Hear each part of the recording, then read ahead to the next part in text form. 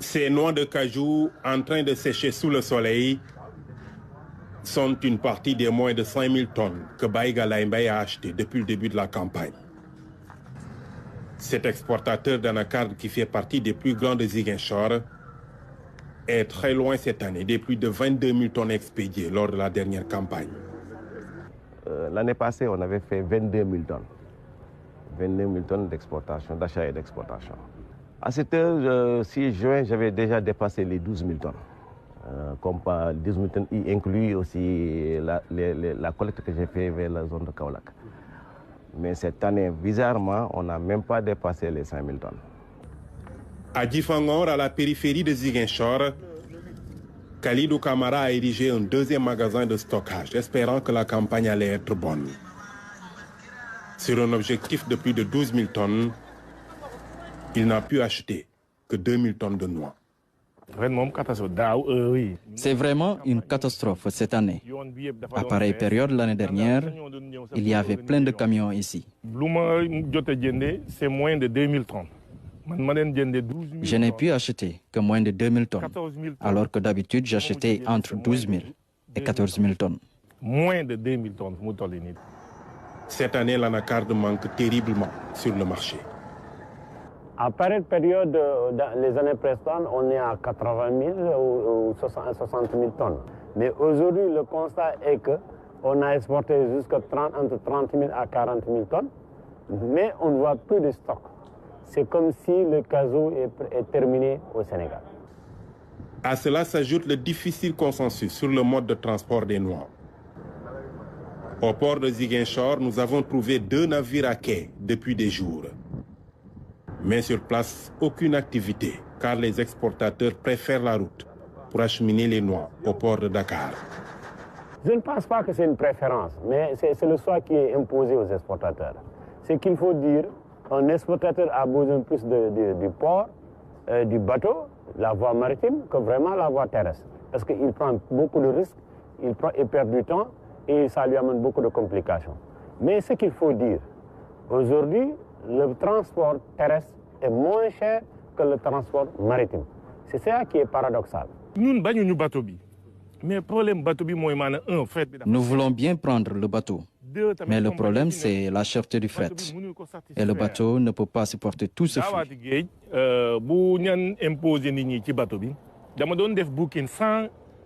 Il y a une année, alors que je devais expédier 120 conteneurs, le bateau ne pouvait en prendre que 10, car le navire ne peut pas dépasser 180 conteneurs chargés. Les autres compagnies, sont obligés de 120, 10 conteneurs. Entre autres raisons, ils évoquent l'indispensable respect des délais de livraison.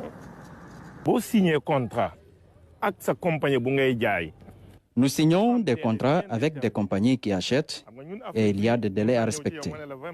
Alors, les véhicules nous permettent d'être dans les délais et de ne pas payer de pénalité.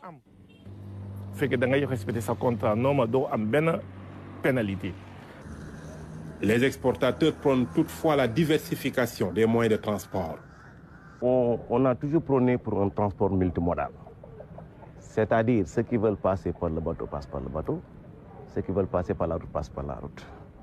Parce que s'il n'y a pas de compétition, il n'y a pas de boulot. Nous, on est plus à l'aise avec les conteneurs 40 pieds parce qu'il y a plus de ventilation. Donc les conteneurs 20 pieds, c'est encombré. Donc le produit peut regermer encore.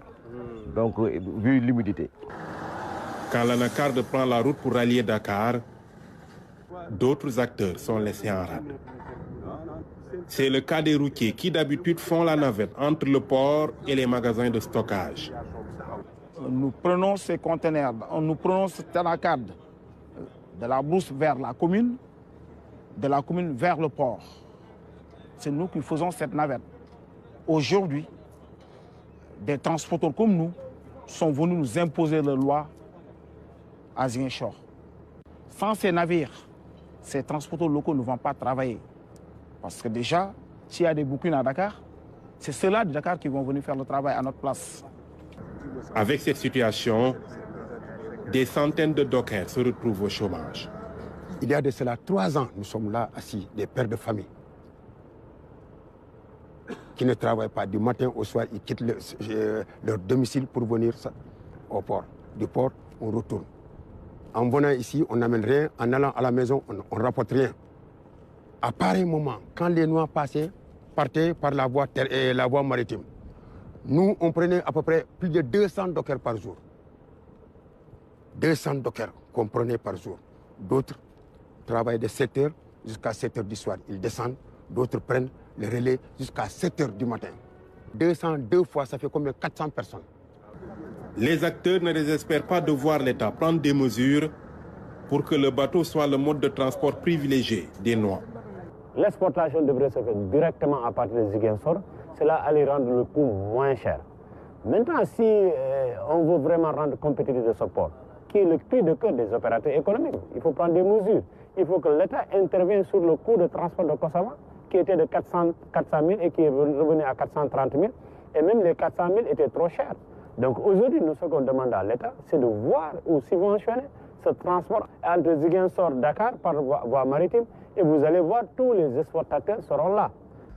Lors de la dernière campagne, pas moins de 160 000 tonnes d'anacards ont été exportées vers les pays asiatiques. Cette année, le manque de noix est une réalité vécue partout, ce qui est à l'origine d'une flambée des prix, aux grandes dames de la transformation.